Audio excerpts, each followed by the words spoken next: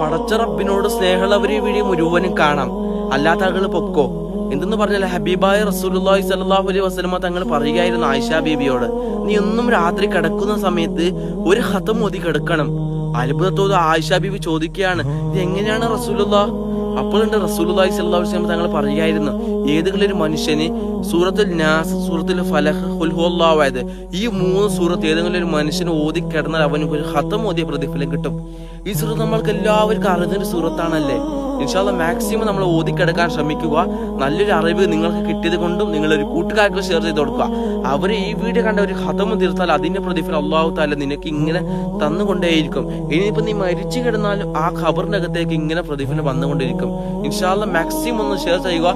അല്ലാഹു നമ്മുടെ ജീവിതത്തിൽ ബറക്കത്തും സന്തോഷം സമാധാനം നൽകി അനുഗ്രഹിക്കട്ടെ. ആമീൻ യാ റബ്ബൽ ആലമീൻ.